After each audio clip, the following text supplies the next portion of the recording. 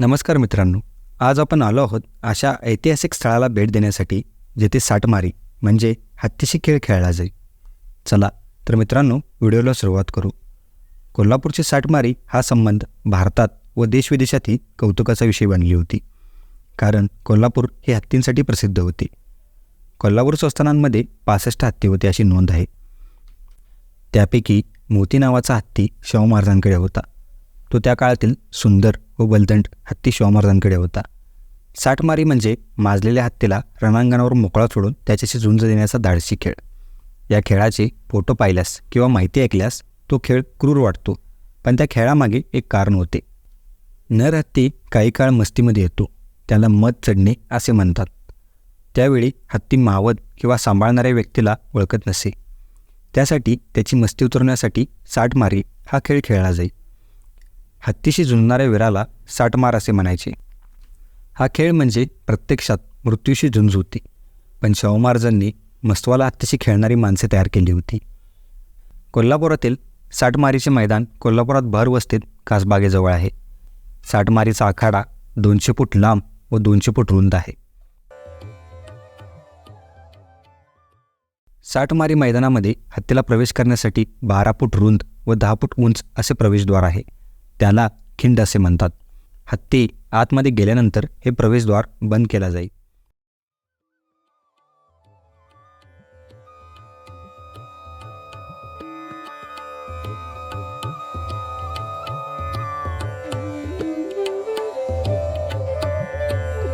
या खेळाचे सर्वसाधारण स्वरूप असे. मस्तवाल हत्तीस आखाडात एका कमानीजवळ आणून उभे करत, नंतर त्या कमानीत उभे राहून 2 साटमार हत्तीच्या पायाला बांधलेले साखळदंड सोडतात. नंतर आजूबाजूस उभा असलेल्या साटमारांपैकी एक जण हत्तीच्या पुढे जातो व आपल्या जवळचा भाला अगर डोक्यावरचा रंगीत पेटा सोडून हत्तीपुढे नाचवून त्याला डिवसतो. चिडलेला हत्ती त्या साटमारामागे धावू लागताच दुसरा साटमार त्याला दुसरीकडून डिवचून आपल्या अंगावर घेतो. इतक्यात तिसरा साटमार हत्तीचे लक्ष आपल्याकडे वेधून घेतो व त्याला आपल्या मागे धावण्यास भाग पाडतो. हत्तीला चिडवून आपल्या अंगावर घेणे व त्याला उलक्यावना देऊन पळावयास लावणे ह्यात साटमाराचे साहस, कौशल्य व चपळपणास लागतो. हत्तीही चिडवणाऱ्याच्या मागे सैरावयाला धावू लागतो. कोल्हापूरच्या साटमारीत मैदानाऐवजी बरेच बुरुज आहेत. साटमाराला आपला जीव वाचवण्यासाठी ठराविक अंतरावर एक माणूस शिरेल एवढीच दिंडी आहे. आखाड्यात काही अंतरावर संरक्षणाच्या दृष्टीने गोलाकार बुरुज अर्थात तटबंदी आहे. प्रत्येक तटबंदीला 4 लहान दरवाजे आहेत. सर्व तटबंदीच्या भोवती खेळण्याला पुरेशी जागा आहे. हत्ती जरी स्थूल व अवाढव्य प्राणी असला तरी त्याची सरळ दौड मनुष्यापेक्षा जास्त वेगवान असते. म्हणून साटमार त्याला एकाच माणसाच्या मागे एकसारखे धावू देत नाहीत. एखाद्या साटमाराच्या अगदी जीवावर बेतल्यास हत्तीच्या मागच्या पायात चिमटे टाकून त्याला जेरबंद केला जातो व खेळ थांबवतात. हा सर्व खेळ पाहण्यासाठी राजघराणे व पाहुण्यांसाठी एक वास्तू देखील आहे.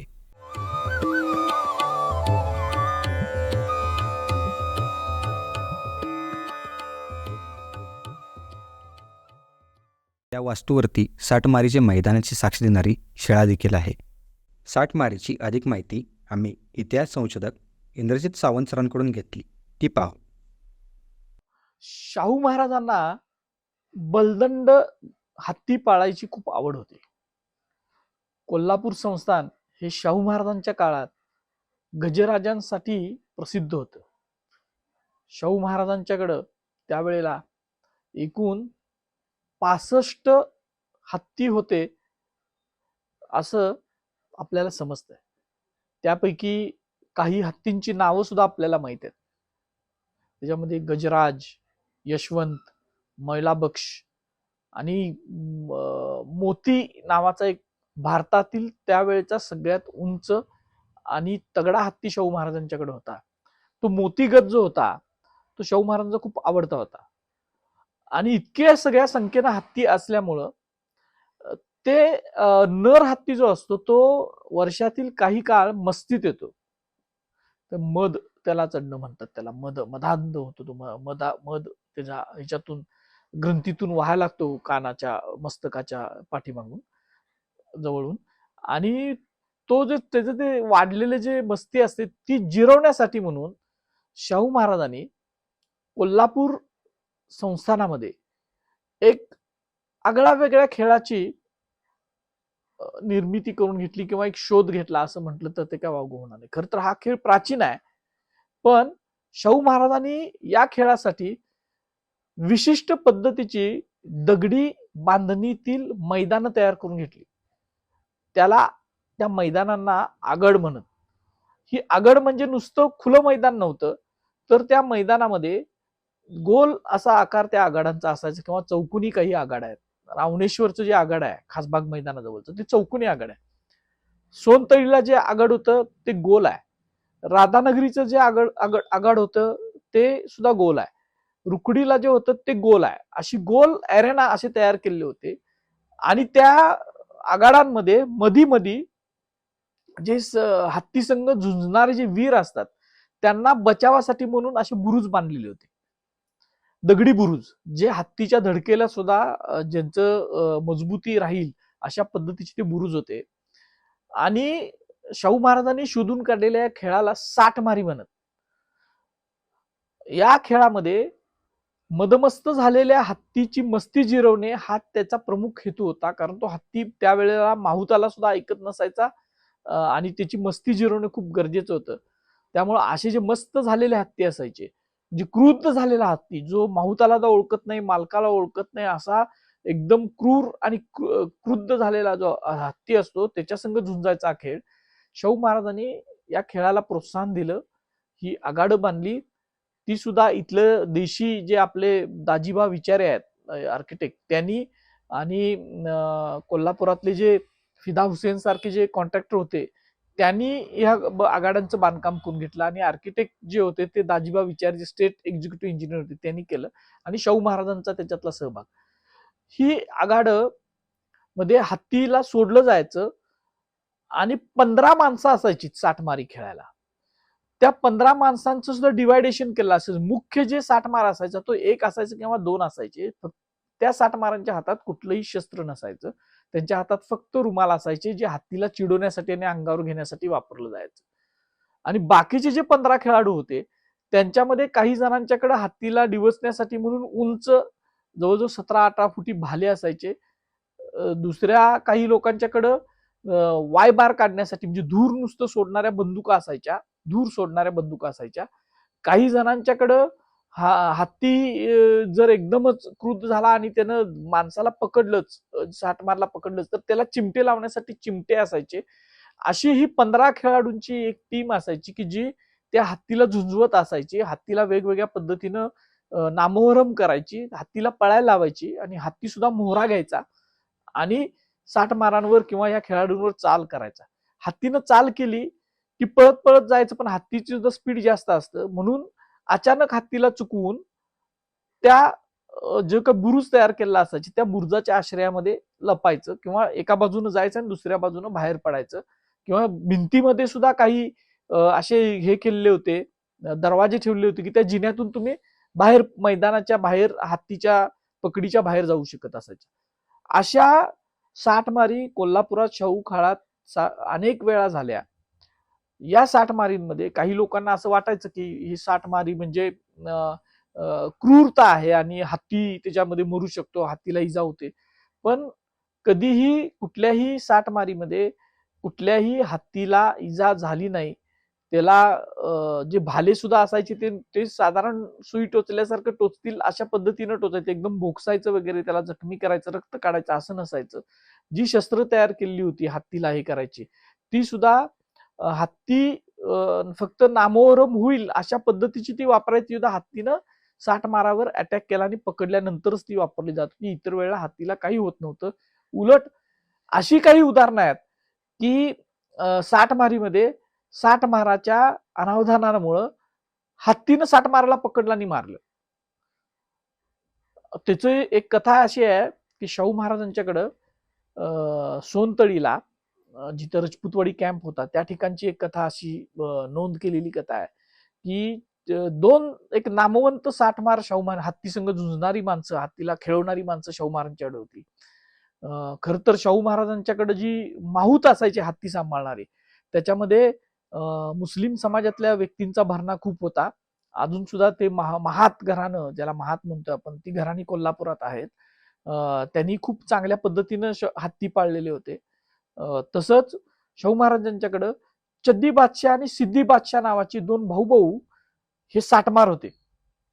एकदा शाहू महाराजांचा एक नामवंत हत्ती मस्तीत आल्यानंतर सोनतळीमध्ये त्याला साटमारी खेळायला सोडलं आणि या चड्डी बादशाहने आणि सिद्धी बादशाहने त्याला झुंजवलं आणि हत्ती नामोहरम झाला, थकला. आणि या साटमारांना असं वाटलं की आता हत्ती नामोहरम झालेला आहे आणि आता आपण मैदानाच्या बाहेर आपण चालत जावं. तर हत्ती हे जे काही जनावर आहे ते खूप हुशार आणि ते एक प्रकारचे डूक धरल्यासारखं ते लक्षात ठेवतंय की मला कुणी त्रास दिलाय. तसा त्या हत्तीनं त्या चड्डी बादशाहचा त्यानं त्रास दिला होता ते लक्षात ठेवला होता आणि हत्तीनं दमल्याचं सोंग घेतला आणि एका जागी उभा राहिला. आणि ज्या वेळेला साठमारी संपली असा इशारा झाला त्यावेळेला अगदी विजयाच्या ह्याच्यात तो जो हे होता साठमार होता तो मैदानातून हळूहळू चालत बाहेर निघाला. सगळीजण बघत होती. तोपर्यंत हत्तीनं मोहरा केला, चाल केली आणि अचानक त्याला पकडलं स्वतःच्या सोंडेत आणि त्याला मारून टाकलं. अशा या कथा सुद्धा अनेक आहेत. आणि त्या साठमाराची जी समाधी कबर आहे ती सोनतळीला जी साठमारी आहे, जी आता त्याचे अवशेष आहेत फक्त, त्याच्या शेजारी एक कबर आहे. ती कबर ही त्या चड्डी बादशाहची कबर आहे. त्याला तिथंच पुरला, साठमारीच्या जवळच नंतर पुरला, कारण तो खूप शूर साठमार होता आणि अनावधानानं तो साठमार हत्तीकडनं मारला गेला. इतका तो रोमहर्षक आणि तसा धोकादायक खेळ होता. पण या साठमारीमध्ये कधीही कुठलाही हत्ती जाया झाला, जखमी झाला, तो मरण पावला असं झालेलं नाही. पण अनेक साठमार हे अशा अनावधानामुळं, चुकीमुळं मारले गेल्याच्या नोंदी आहेत. खरं तर स्पेनमध्ये किंवा आपल्या तामिळनाडूमध्ये जलीकट्टू तामिळनाडूमध्ये नावाचा खेळ आहे. बैलासंग खेळलं जातं. एक बैलाला काही हत्यार न घेता. स्पेनमध्ये बुल फायटिंग नावाचा खेळ आहे. तशा पद्धतीचा हत्ती संघ खेळायचा हा खेळ आहे. आणि हा त्या तत्कालीन जगामध्ये फक्त कोल्हापुरातच होत होता आणि दुसरा बडोद्यात होत होता. पण बडोद्यात जी व्हायची ती डागदारी असायची. तिची मैदानं वेगळी होती. कोल्हापूरची मैदानं वेगळी होती. बडोद्यातली जी साठमारी म्हणायची त्याला डागदारी म्हणायची. आणि घोडा आणि हत्ती असं ती कॉम्बिनेशन करून ती खेळली जायची. आणि आपल्या इकडची फक्त माणूस आणि हत्ती हा एक मोठा रोमहर्षक खेळ. अशी जवळजवळ 5 मैदानं शाहू महाराजांनी बांधलेली होती साठमारी खेळण्याची. आणि शाहू महाराजांच्या नंतर सुद्धा भारत स्वतंत्र व्हायच्या अगोदरपर्यंत वेळ प्रसंगी ज्या वेळेला हत्ती होते कोल्हापूर संस्थानात आणि ज्यावेळेला ते मस्तीत यायचे त्या वेळेला अशी साठमारी खेळली जायची. हा जगावेगळा जो मानवाच्या शौर्याला आव्हान देणारा खेळ होता. आणि आपल्याला माहित आहे की हत्ती हा डोमेस्टिक प्राणी आहे. हत्तीचा आणि मानवाचं प्राचीन काळापासून नातं आहे. आणि असा खेळ कोल्हापूरमध्ये खेळला जायचा. आणि शाहू महाराजांनी हत्ती या प्राण्याबद्दल खूप प्रेम केलं. ते प्रेम इतकं पराकोटीचं होतं की कोल्हापूर संस्थानामध्ये त्यावेळेला हत्तीची पैदास व्हायची नाही. कोल्हापूरच्या आसपास सह्याद्रीच्या पट्ट्यात राधानगरी असेल, दाजीपूर असेल, खाली मालवण असेल, इकडं ही सह्याद्रीचा पट्टा आहे. पण तिथं हत्ती नव्हते. ते हत्ती कर्नाटकाच्या जंगलात असायचे. पण शाहू महाराजांना वाटायचं की आपल्या इथं सुद्धा हत्ती असावेत आणि त्यांची पैदास इथं व्हावी, जंगलामध्ये आपले हत्ती असावेत, म्हणून त्यांची नॅचरली ब्रीडिंग व्हावी आणि त्यांना एक अभय मिळावं म्हणून शाहू महाराजांनी गगनबावड्याच्या जवळ पडसाळी, कुलिक या भागामध्ये हत्तींसाठीचं एक अभयारण्य त्यांनी तयार केलं. आणि एक खूप मोठा जवळजवळ 30 किलोमीटरचा खंदक खणून 2 पठार जे आहेत, मुडागडचा पठार आणि बरकीचं पठार, अशा दोघांमध्ये चंद्रकोर आकाराचा खंदक खणला. आणि त्याच्या भागातलं जे सगळं जंगल आहे, घनदाट जंगल, आणि एका बाजूला सह्याद्रीचा कडा, सह्याद्रीच्या कड्यातून ज्या पाजा होत्या हत्ती उतरतील अशी जागा होती, तिथं तटबंदी बांधल्या, तिथून खाली हत्ती उतरू नयेत आणि इकडच्या बाजूला लोकांना त्रास द्यायला ते शेतीत येऊ नयेत म्हणून मोठा खंदक खणला खूप किलोमीटरचा. आणि तिथं शाहू महाराजांनी हत्ती ठेवलेले होते. त्याच्यामध्ये हत्तीची नॅचरली पैदास सुद्धा झालेली होती. त्याला ते शिवारण्य म्हणायचे. आणि एखादा फोर्टिफाईड किल्ला असतो तशा पद्धतीचं ते अभयारण्य, जे भारतामध्ये पहिल्यांदाच अशा अभयारण्याचा प्रयोग शाहू महाराजांनी केलेला होता. अशा अनेक गोष्टी शाहू महाराजांच्या आणि हत्तीच्या आपण सांगू शकतो. तर ही होती कोल्हापूरच्या साठमारीची माहिती.